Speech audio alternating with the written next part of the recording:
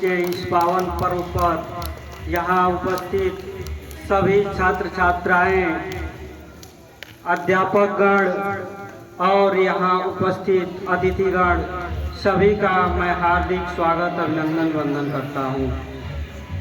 आज हमारे देश का 76वां गणतंत्र दिवस है।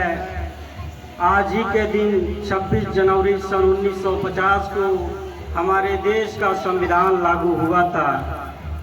आज का दिन हमारे लिए एक उत्सव का ही दिन नहीं है, बल्कि हमारे लिए एक गर्व और प्रेरणा का दिन है। आज का दिन भारत के इतिहास में आज ही के दिन भारत के इतिहास में नए अध्याय का शुरुआत हुआ था। आज का यह दिन हमारे आत्मसम्मान, हमारी स्वतंत्रता और हमारे पहचान का प्रतीक है। जब हमारा देश आजाद हुआ और हमारे देश का संविधान लिखा जा रहा था, तो यह पूरी दुनिया देख रही थी कि एक ऐसा देश जो सदियों गुलामी के जंजीरों में जकड़ा रहा, कैसे अपने पैरों पर खड़ा होगा।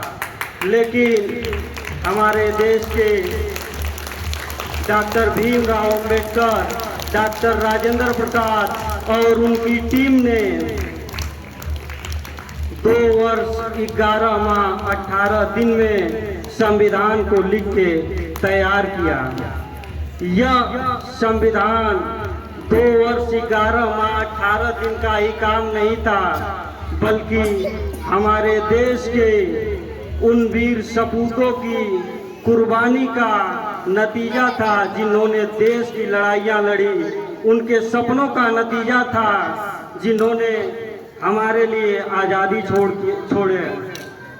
तो इसलिए यह संविधान हमारे लिए बहुत ही महत्वपूर्ण है और आज का दिन बहुत ही महत्वपूर्ण है। संविधान केवल अदालतों में पढ़ने की चीज नहीं है, यह हमारे सोच, हमारे आचरण और हमारे कर्तव्यों का मार्गदर्शन करता है। जब आप किसी कमजोर व्यक्ति की मदद करते हैं तो हमें हमारे कर्तव्यों का मार्गदर्शन मिलता है। जब आप पर्यावरण की रक्षा करते हैं, तब आप अपने कर्तव्यों का पालन कर रहे होते हैं। और जब हम आप और मिलकर शिक्षा को इस देश के हर कोने तक पहुंचाने का काम करते हैं, तो हम इस देश को मजबूती देने का काम करते हैं। आज हमारा देश तरक्की कर रहा है, तो संविधान हमें याद दिलाता है कि हमारे देश को सिर्फ भौतिक तरक्की की जरूरत नहीं है,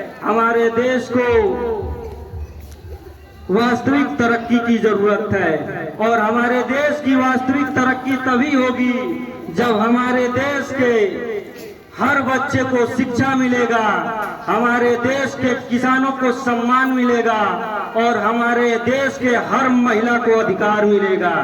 तभी हमारे देश की वास्तविक तरक्की होगी। तो आइए आज हम और आप सब मिलकर संकल्प लेते हैं कि हम अपने अधिकारों का उपयोग करेंगे, लेकिन अपने कर्तव्यों को नहीं भूलेंगे। हम हर उस व्यक्ति की मदद करेंगे जो हमारे सहयोग का इंतजार कर रहा है। जब आप और हम आज इस तिरंगे को सलामी दे रहे हैं, तो याद रखिए यह एक केवल झंडा नहीं है, यह उन लाखों लोगों के कुर्बानियों का प्रतीक है जिन्होंने हमारे लिए और इस देश की आजादी के लिए लड़ाइयां लड़ी और हमारे लिए आजादी छोड़ के गए।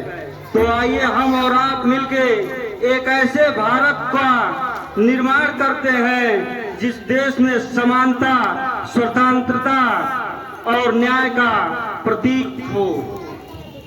एक ऐसा भारत जो समानता, न्याय और स्वतंत्रता का प्रतीक हो। तो चंद 2 बातें और बोल के मैं अपनी बात को खत्म करूंगा कि समर्पण के बिना जीवन महान नहीं होता। समर्पण के बिना जीवन महान नहीं होता।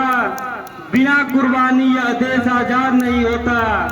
चिरागों की तरह खुद को जलाना पड़ता है, यूं ही मुट्ठियां बंद करने से इंकलाब नहीं होता। जय हिंद।